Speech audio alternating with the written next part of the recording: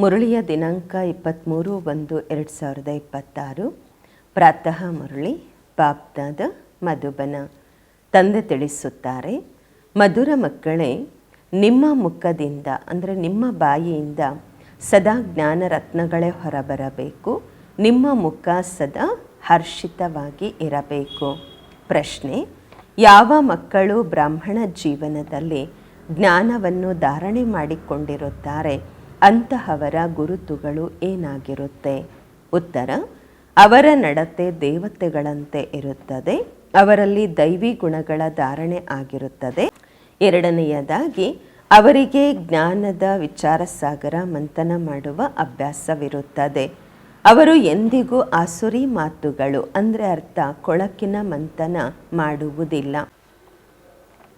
ಮೂರನೆಯದಾಗಿ, ಅವರ ಜೀವನದಿಂದ ನಿಂದನೆ ಮಾಡುವಂತಹದ್ದು ಬಂದಾಗಿರುತ್ತೆ. ಬೇರೆಯವ್ರಿಗೆ ಬೈಯುವಂಥದ್ದು, ನಿಂದನೆ ಮಾಡುವಂಥದ್ದು ಅದೆಲ್ಲ ಬಂದಾಗಿರುತ್ತದೆ. ನಾಲ್ಕನೆಯದಾಗಿ, ಅವರ ಮುಖ ಸದಾ ಹರ್ಷಿತವಾಗಿ ಇರುತ್ತದೆ. ಓಂ ಶಾಂತಿ. ತಂದೆ ಕುಳಿತು ತಿಳಿಸುತ್ತಾರೆ, ಜ್ಞಾನ ಮತ್ತು ಭಕ್ತಿಯ ಮೇಲೆ. ಇದನ್ನಂತೂ ಮಕ್ಕಳು ತಿಳಿದುಕೊಂಡಿದ್ದೀರಾ. ಭಕ್ತಿಯಿಂದ ಸದ್ಗತಿ ಆಗುವುದಿಲ್ಲ ಮತ್ತು ಸತ್ಯಯುಗದಲ್ಲಿ ಭಕ್ತಿ ಇರುವುದಿಲ್ಲ. ಜ್ಞಾನವೂ ಸಹ ಸತ್ಯಯುಗದಲ್ಲಿ ಸಿಗುವುದಿಲ್ಲ. ಶ್ರೀಕೃಷ್ಣ ಭಕ್ತಿಯೂ ಮಾಡುವುದಿಲ್ಲ, ಜ್ಞಾನದ ಮುರುಳಿಯನ್ನು ನುಡಿಸುವುದಿಲ್ಲ. ಏಕೆಂದರೆ ಅವರಿರೋದೇ ದೇವತೆ, ದೇವಾತ್ಮ. ಮುರುಳಿ ಅಂದರೆ ಜ್ಞಾನ ಕೊಡುವುದು. ಜ್ಞಾನವಾಗಿದೆ ಮುರುಳಿಯ ಜಾದು. ಗಾಯನವೂ ಇದೆ, ಮುರುಳಿಯಲ್ಲಿ ಜಾದು ಇದೆ ಎಂದು ಅಂದಾಗ ಅವಶ್ಯವಾಗಿ ಯಾವುದೋ ಜಾದು ಆಗಿರ್ಬೋದಲ್ವಾ? ಕೇವಲ ಮುರುಳಿಯನ್ನು ನುಡಿಸುವಂತಹದ್ದು ಅದಂತೂ ಕಾಮನ್ ಫಕೀರರು ಸಹ ಮಾಡುತ್ತಾರೆ. ಫಕೀರರು ಸಹ ಮುರುಳಿ ನುಡಿಸುತ್ತಾರೆ, ನಾರ್ಮಲ್ ಮುರುಳಿ, ಜ್ಞಾನ ಮುರುಳಿ ಅಲ್ಲ. ಈ ಜ್ಞಾನ ಮುರುಳಿಯಲ್ಲಿ ಜ್ಞಾನದ ಜಾದು ಇದೆ. ಅಜ್ಞಾನಕ್ಕೆ ಜಾದು ಎಂದು ಹೇಳುವುದಿಲ್ಲ, ಮುರುಳಿಗೆ ಜಾದು ಎಂದು ಹೇಳಲಾಗುವುದು.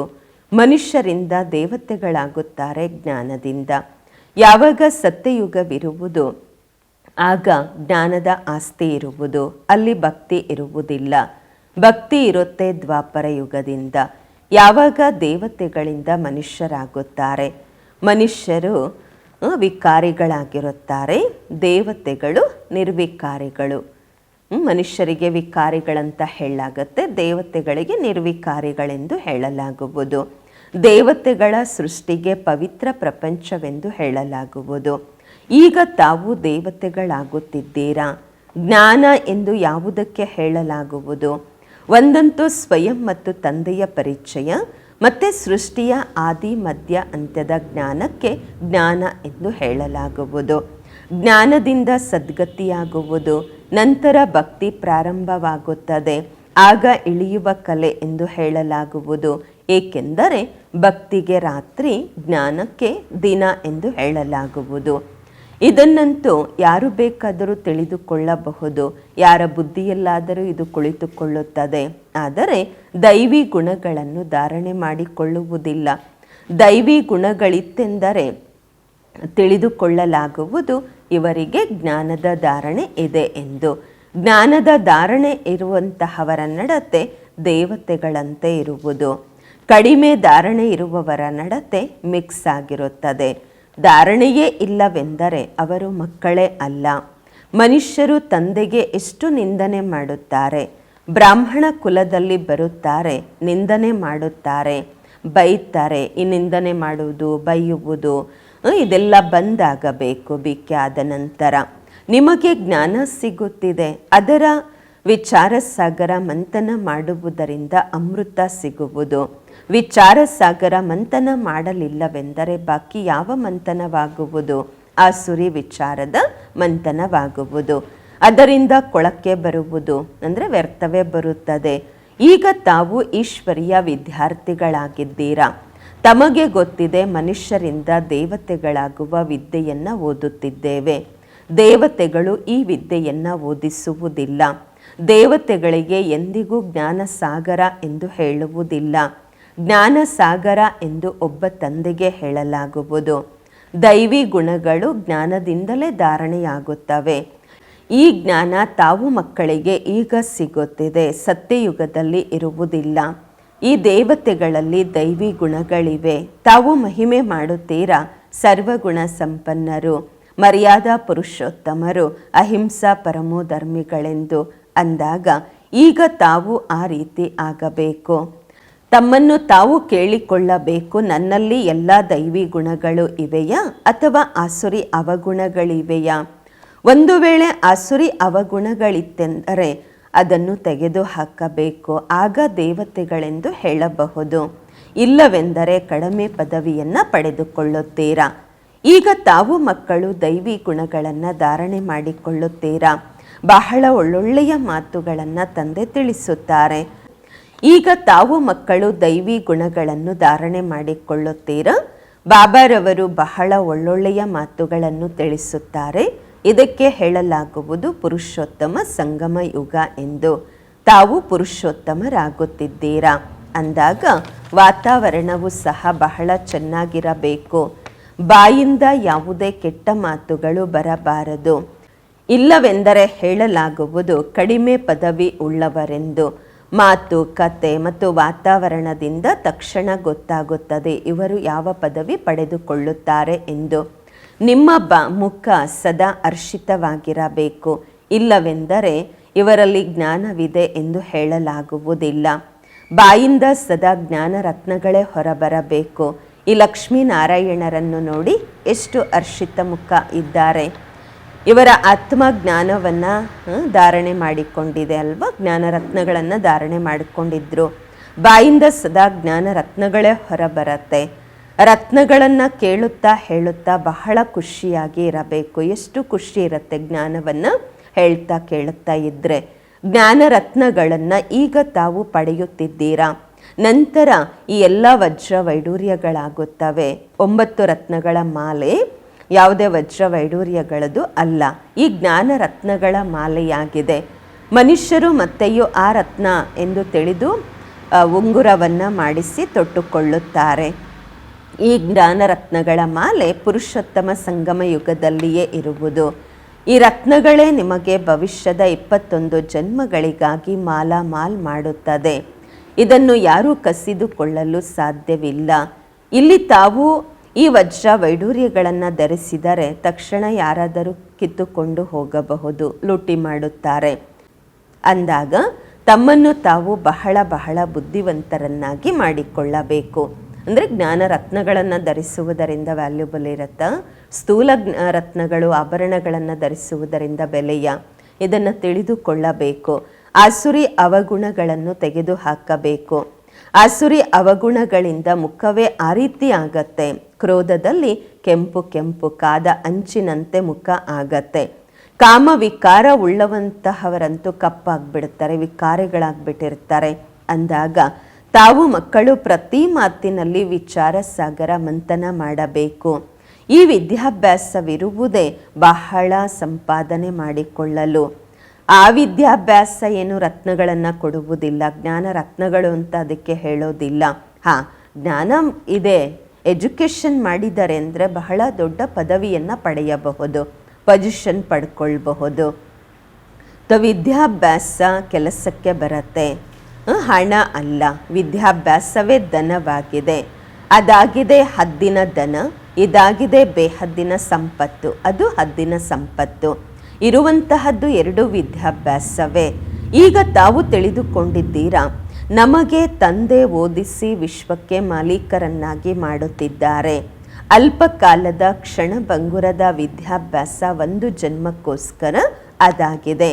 ಮುಂದಿನ ಜನ್ಮದಲ್ಲಿ ಮತ್ತೆ ಹೊಸದಾಗಿ ಓದಬೇಕಾಗುವುದು. ಅಲ್ಲಿ ಹಣಕ್ಕೋಸ್ಕರ ವಿದ್ಯಾಭ್ಯಾಸದ ಅವಶ್ಯಕತೆ ಇರುವುದಿಲ್ಲ ಸತ್ಯಯುಗದಲ್ಲಿ. ಅಲ್ಲಂತೂ ಈಗಿನ ಪುರುಷಾರ್ಥದಿಂದ ಅಪಾರವಾದಂತಹ ಧನ ಸಂಪತ್ತು ಸಿಗುವುದು, ಅದು ಅವಿನಾಶಿಯಾಗುವುದು. ದೇವತೆಗಳ ಬಳಿ ಬಹಳಷ್ಟು ಸಂಪತ್ತು ಇತ್ತು. ಯಾವಾಗ ಭಕ್ತಿ ಮಾರ್ಗ ಅಂದರೆ ಅರ್ಥ ರಾವಣ ರಾಜ್ಯದಲ್ಲಿ ಬಂದರು, ಆಗಲೂ ಕೂಡ ಎಷ್ಟಿತ್ತು, ಎಷ್ಟು ಮಂದಿರಗಳನ್ನು ನಿರ್ಮಾಣ ಮಾಡಿದರು. ಇವರು ಎಲ್ಲ ಲೂಟಿ ಮಾಡಿಕೊಂಡು ಹೋದರು. ಎಷ್ಟು ಧನವಂತರಾಗಿದ್ದರು ದೇವತೆಗಳು. ಇವತ್ತಿನ ವಿದ್ಯಾಭ್ಯಾಸದಿಂದ ಅಷ್ಟು ಧನವಂತರು ಯಾರೂ ಆಗಲು ಸಾಧ್ಯವಿಲ್ಲ. ತಾವು ಈಗ ತಿಳಿದುಕೊಂಡಿದ್ದೀರಾ, ನಾವೆಷ್ಟು ಶ್ರೇಷ್ಠ ವಿದ್ಯೆಯನ್ನು ಓದುತ್ತಿದ್ದೇವೆ.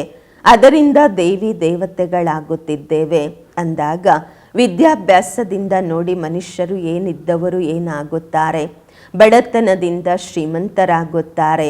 ಈಗ ಭಾರತ ಎಷ್ಟು ಬಡ ದೇಶವಾಗಿದೆ. ಶ್ರೀಮಂತರಿಗೆ ಪುರ್ಸತ್ತಂತೂ ಇರೋದಿಲ್ಲ. ತಮ್ಮ ಅಹಂಕಾರ ಇರುತ್ತೆ, ನಾನಿಂಥವರು ಅಂಥವರು, ನಮ್ಮ ಹತ್ರ ಅಷ್ಟಿದೆ ಇಷ್ಟಿದೆ ಎಂದು. ಇಲ್ಲಿ ಜ್ಞಾನ ಮಾರ್ಗದಲ್ಲಿ ಅಹಂಕಾರ ಎಲ್ಲ ಅಳಿಸಿ ಹೋಗಬೇಕು. ನಾವು ಆತ್ಮ ಆಗಿದ್ದೇವೆ. ಆತ್ಮನ ಬಳಿಯಂತೂ ಧನ ದೌಲತ್ತು ವಜ್ರ ವೈಡೂರ್ಯಗಳು ಏನೂ ಇರುವುದಿಲ್ಲ, ಸ್ಥೂಲ ಸಂಪತ್ತೇನೂ ಇರುವುದಿಲ್ಲ. ಆತ್ಮನಿಗೆ ಬೇಕಾಗಿರುವಂಥದ್ದು ಜ್ಞಾನದ ಸಂಪತ್ತು. ಜ್ಞಾನದ ಸಂಪತ್ತಿತ್ತು ಅಂತ ಹೇಳಿದ್ರೆ ಸ್ಥೂಲ ಸಂಪತ್ತು ಹಿಂದೆ ಇದ್ದೇ ಇರತ್ತೆ. ಬಾಬಾ ಹೇಳುತ್ತಾರೆ, ದೇಹ ಸಹಿತವಾಗಿ ಎಲ್ಲ ಸಂಬಂಧಗಳನ್ನು ಬಿಡಿ. ಆತ್ಮ ಶರೀರ ಬಿಡುತ್ತೆ ಅಂದಾಗ ಶ್ರೀಮಂತಿಕೆ ಎಲ್ಲ ಇಲ್ಲೇ ಸಮಾಪ್ತಿ ಆಗತ್ತೆ. ಯಾವಾಗ ಹೊಸದಾಗಿ ಓದಿ ಮತ್ತೆ ಧನ ಸಂಪಾದನೆ ಮಾಡುತ್ತಾರೆ ಅಥವಾ ದಾನ ಪುಣ್ಯ ಚೆನ್ನಾಗಿ ಮಾಡಿದ್ರು ಅಂದರೆ ಶ್ರೀಮಂತರ ಮನೆಯಲ್ಲಿ ಜನ್ಮ ಪಡೆಯುತ್ತಾರೆ. ಹೇಳಲಾಗತ್ತೆ ಅಲ್ವಾ, ಹಳೆಯ ಕರ್ಮಗಳ ಫಲದಿಂದ ಇವರಿಗೆ ಇಂತಹ ಜನ್ಮ ಸಿಕ್ಕಿದೆ ಎಂದು. ಜ್ಞಾನದಾನ ಮಾಡಿದ್ದರೆ ಅಥವಾ ಕಾಲೇಜು ಧರ್ಮಶಾಲೆಗಳನ್ನು ತಯಾರು ಮಾಡಿದ್ದರೆ ಅದರ ಫಲವು ಸಿಗುವುದು, ಆದರೆ ಅಲ್ಪ ಕಾಲಕ್ಕಾಗಿ. ಈ ದಾನ ಪುಣ್ಯವನ್ನು ಸಹ ಇಲ್ಲಿಯೇ ಮಾಡಲಾಗುವುದು, ಸತ್ಯಯುಗದಲ್ಲಿ ಮಾಡುವುದಿಲ್ಲ. ಸತ್ಯಯುಗದಲ್ಲಿ ಒಳ್ಳೆಯ ಕರ್ಮಗಳೇ ಇರುತ್ತವೆ, ಏಕೆಂದರೆ ಈಗಿನ ಆಸ್ತಿ ಸಿಕ್ಕಿರುತ್ತದೆ. ಅಲ್ಲಿ ಯಾವುದೇ ವಿಕರ್ಮ ಆಗುವುದಿಲ್ಲ, ಏಕೆಂದರೆ ರಾವಣ ಇರುವುದಿಲ್ಲ. ಬಡವರದು ವಿಕರ್ಮ ಆಗುವುದಿಲ್ಲ, ಏಕೆಂದರೆ ಅವರಿಗೆ ಎಷ್ಟು ಬೇಕಷ್ಟೇ ಇರುತ್ತೆ ಅಂತಂದಾಗ ವಿಕರ್ಮ ಆಗೋದಿಲ್ಲ. ಇಲ್ಲಂತೂ ಶ್ರೀಮಂತರು ವಿಕರ್ಮಗಳನ್ನು ಮಾಡ್ತಾರೆ, ಅದಕ್ಕೋಸ್ಕರ ಕಾಯಿಲೆಗಳು ಎಲ್ಲ ಬರುತ್ತೆ, ದುಃಖ ಆಗತ್ತೆ. ಸತ್ಯಯುಗದಲ್ಲಿ ವಿಕಾರದಲ್ಲೇ ಹೋಗುವುದಿಲ್ಲ ಅಂದಾಗ ವಿಕರ್ಮ ಹೇಗಾಗತ್ತೆ? ಪೂರ್ತಿ ಆಧಾರ ನಾವು ಮಾಡುವ ಕರ್ಮಗಳ ಮೇಲೆ ಇದೆ. ಈ ಮಾಯಾ ರಾವಣ ರಾಜ್ಯ ಇದಾಗಿದೆ. ಮನುಷ್ಯರು ವಿಕಾರಿಗಳಾಗುತ್ತಾರೆ. ತಂದೆ ಬಂದು ಓದಿಸುತ್ತಾರೆ ನಿರ್ವಿಕಾರಿಗಳನ್ನಾಗಿ ಮಾಡಲು.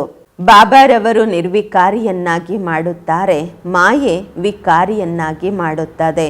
ರಾಮವಂಶಿ ಮತ್ತು ರಾವಣ ವಂಶೀಯ ಯುದ್ಧ ನಡೆಯುವುದು. ತಾವು ತಂದೆಗೆ ಮಕ್ಕಳಾಗಿದ್ದೀರಾ, ಅವರು ರಾವಣನ ಮಕ್ಕಳಾಗಿದ್ದಾರೆ. ಎಷ್ಟು ಒಳ್ಳೊಳ್ಳೆಯ ಮಕ್ಕಳು ಮಾಯೆಗೆ ಸೋಲುತ್ತಾರೆ. ಮಾಯೆ ಬಹಳ ಪ್ರಬಲವಾಗಿದೆ. ಮತ್ತೆಯೂ ಸಹ ನಂಬಿಕೆ ಇಟ್ಟುಕೊಳ್ಳಲಾಗುವುದು. ಅಧಮರಿಗಿಂತ ಅಧಮರು ಅಂದರೆ ಬಿಲ್ಕುಲ್ ಪತಿತರ ಉದ್ಧಾರವನ್ನು ಸಹ ಮಾಡಬೇಕಾಗತ್ತೆ ಅಲ್ವಾ. ತಂದೆಗೆ ಪೂರ್ತಿ ವಿಶ್ವದ ಉದ್ಧಾರ ಮಾಡಬೇಕಾಗತ್ತೆ. ಬಹಳಷ್ಟು ಜನ ಬಿದ್ದು ಹೋಗುತ್ತಾರೆ. ಏಕದಮ್ ಎಲ್ಲ ಸಂಪಾದನೆ ಸಮಾಪ್ತಿಯಾಗುವುದು. ಅಧಮರಿಗಿಂತಲೂ ಅಧಮರಾಗುತ್ತಾರೆ ವಿಕಾರಕ್ಕೆ ವಶವಾಗುವುದರಿಂದ. ಅಂತಹವರ ಉದ್ಧಾರವನ್ನು ಸಹ ತಂದೆ ಮಾಡುತ್ತಾರೆ. ಅಧಮರಂತೂ ಎಲ್ಲರೂ ಇದ್ದಾರೆ ಈ ರಾವಣ ರಾಜ್ಯದಲ್ಲಿ, ಆದರೆ ಬಾಬಾ ರಕ್ಷಿಸುತ್ತಿದ್ದಾರೆ. ಮತ್ತೆಯೂ ಸಹ ಬೀಳುತ್ತಿರುತ್ತಾರೆ ಮಕ್ಕಳು ಅಂದಾಗ ಬಹಳ ಅಧಮರಾಗುತ್ತಾರೆ. ಮತ್ತೆ ಅವರು ಅಷ್ಟು ಮೇಲೆ ಇರುವುದಿಲ್ಲ. ಆ ಅಧಮತನ ಆಂತರಿಕದಲ್ಲಿ ತಿನ್ನುತ್ತಿರುತ್ತದೆ. ಹೇಗೆ ತಾವು ಹೇಳುತ್ತೀರಾ, ಅಂತಿಮ ಕಾಲದಲ್ಲಿ ಯಾರನ್ನ ನೆನಪು ಮಾಡುತ್ತಾರೆ ಅವರ ಬಳಿ ಹೋಗಿ ಜನ್ಮ ಪಡೆಯುತ್ತಾರೆ. ಅವರ ಬುದ್ಧಿಯಲ್ಲಿ ಆ ಅಧಮತನ ಬರ್ತಾ ಇರತ್ತೆ, ಅಂದರೆ ಬಹಳ ಪತಿತತನ ಬರ್ತಿರತ್ತೆ. ಬಾಬಾ ಕುಳಿತು ಮಕ್ಕಳಿಗೆ ತಿಳಿಸುತ್ತಾರೆ, ಕಲ್ಪ ಕಲ್ಪವೂ ತಾವೇ ದೇವತೆಗಳಾಗುತ್ತೀರಾ. ಪ್ರಾಣಿಗಳಾಗುತ್ತೆ ಏನು ದೇವತೆಗಳು? ಮನುಷ್ಯರೇ ಆಗುವಂತಹದ್ದು. ಮತ್ತು ತಿಳಿದುಕೊಳ್ಳಬೇಕಾಗಿರುವುದು ಮನುಷ್ಯರೇ. ಈ ಲಕ್ಷ್ಮೀನಾರಾಯಣರಿಗೆ 4 ಕಾನ್ ಅಂದರೆ ಮೂಗು ಕಿವಿ ಇದೆಲ್ಲ ಇದೆ. ಅವರು ಮನುಷ್ಯರೇನೆ, ಆದರೆ ದೈವಿ ಗುಣಗಳುಳ್ಳವರಾಗಿದ್ದಾರೆ. ಆದ್ದರಿಂದ ಅವರಿಗೆ ದೇವತೆಗಳು ಎಂದು ಹೇಳಲಾಗುವುದು. ಇವರು ಅಂತಹ ಸುಂದರ ದೇವತೆಗಳು ಹೇಗಾದ್ರು ಮತ್ತು ಹೇಗೆ ಕೆಳಗೆ ಬಿದ್ದರು, ಈ ಚಕ್ರದ ಬಗ್ಗೆ ತಮಗೆ ಗೊತ್ತಿದೆ. ಯಾರು ವಿಚಾರ ಸಾಗರ ಮಂಥನ ಮಾಡುತ್ತಾರೆ ಅವರಿಗೆ ಧಾರಣೆಯೂ ಚೆನ್ನಾಗಿ ಆಗುವುದು. ವಿಚಾರ ಸಾಗರ ಮಂಥನ ಮಾಡಲಿಲ್ಲವೆಂದರೆ ಬುದ್ಧುಗಳಾಗುತ್ತಾರೆ. ಮುರುಳಿ ನುಡಿಸುವಂತಹವರಿಗೆ ವಿಚಾರ ಸಾಗರ ಮಂಥನ ನಡೆಯುತ್ತಿರುತ್ತದೆ.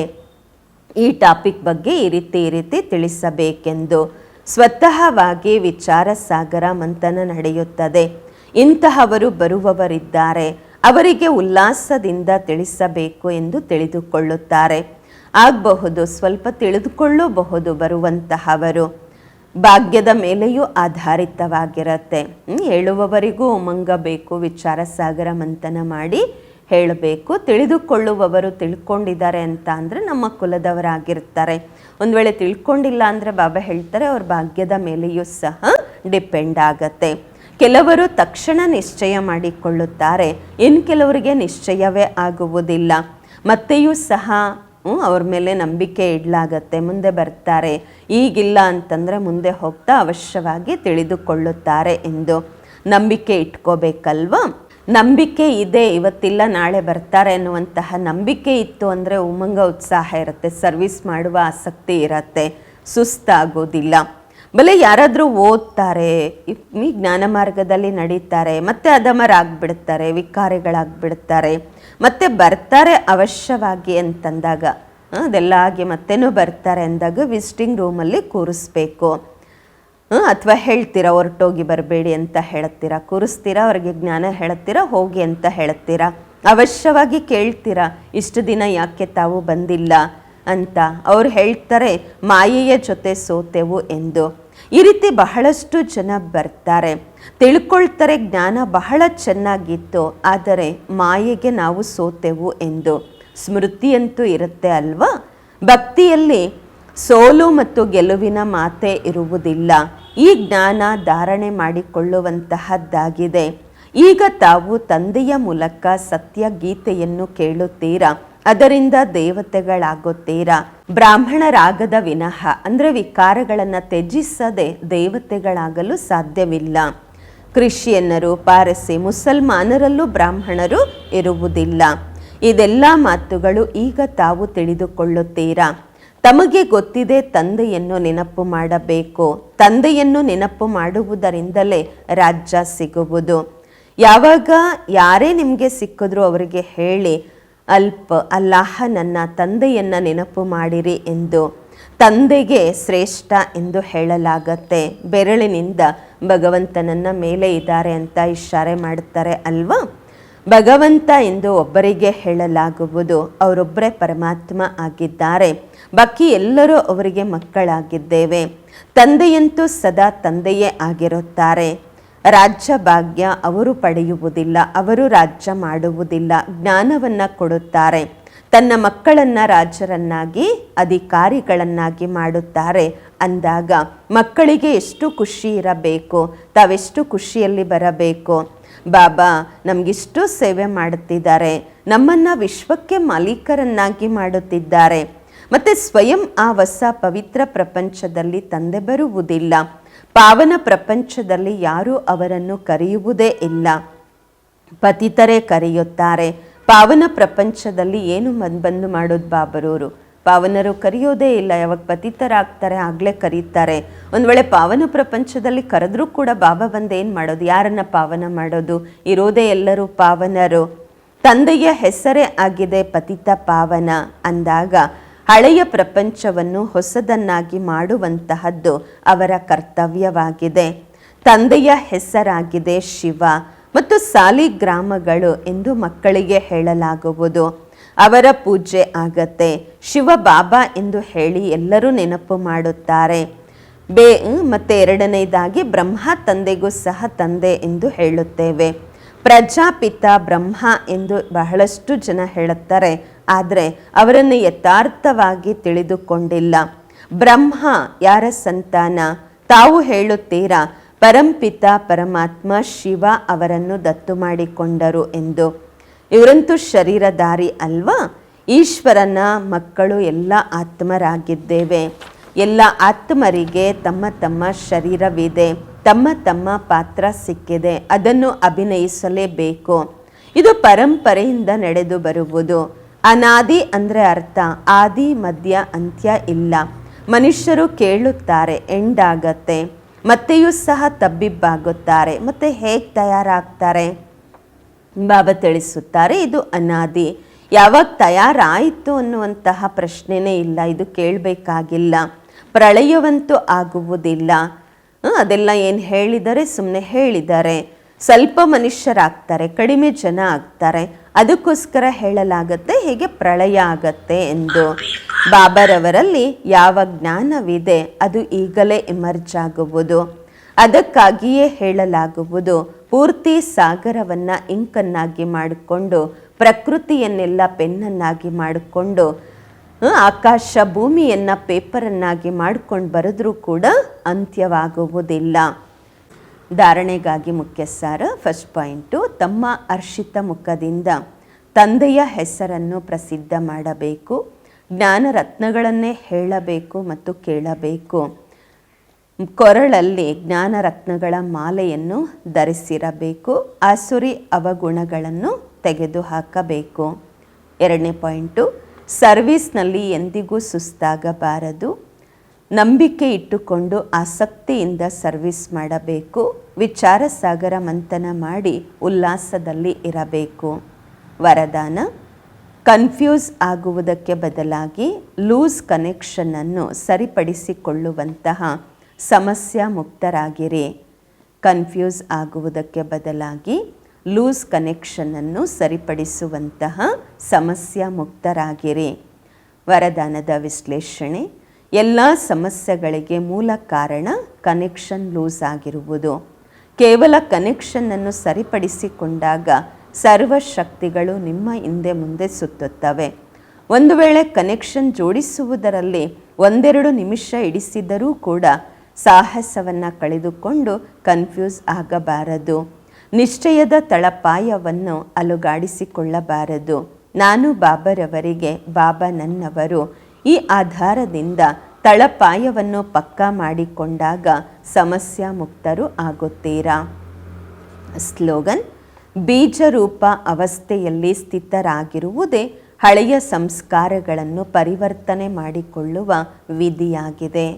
ಬೀಜರೂಪ ಸ್ಥಿತಿಯಲ್ಲಿ ಸ್ಥಿತರಾಗಿರುವುದೇ ಹಳೆಯ ಸಂಸ್ಕಾರಗಳನ್ನು ಪರಿವರ್ತನೆ ಮಾಡಿಕೊಳ್ಳುವ ವಿಧಿಯಾಗಿದೆ. ಅವ್ಯಕ್ತ ಇಶಾರೆ, ಈ ಅವ್ಯಕ್ತ ಮಾಸದಲ್ಲಿ ಬಂಧನ್ ಮುಕ್ತರಾಗಿದ್ದು ಜೀವನ್ಮುಕ್ತ ಸ್ಥಿತಿಯ ಅನುಭವ ಮಾಡಿ. ಯಾವಾಗ ಸೇವೆಯಲ್ಲಿ ಅಥವಾ ತಮ್ಮ ಹಳೆಯ ಸಂಸ್ಕಾರಗಳನ್ನು ಪರಿವರ್ತನೆ ಮಾಡಿಕೊಳ್ಳುವುದರಲ್ಲಿ ಸಫಲತೆ ಸಿಗುವುದಿಲ್ಲ, ಆಗ ಒಂದಲ್ಲ ಒಂದು ವಿಘ್ನಕ್ಕೆ ವಶರಾಗುತ್ತೀರಾ. ಮತ್ತೆ ಅದರಿಂದ ಮುಕ್ತರಾಗುವ ಇಚ್ಛೆ ಇಟ್ಟುಕೊಳ್ಳುತ್ತೀರಾ. ಆದರೆ ಶಕ್ತಿಯ ವಿನಃ ಇಚ್ಛೆ ಪೂರ್ತಿ ಆಗುವುದಿಲ್ಲ. ಆದ್ದರಿಂದ ಅಲಂಕಾರಿ ರೂಪ ಆಗಿರಿ. ಶಕ್ತಿ ರೂಪ ಧಾರಣೆ ಮಾಡಿಕೊಂಡಾಗ ಬಂಧನ ಮುಕ್ತರಾಗುತ್ತೀರಾ. ಓಂ ಶಾಂತಿ.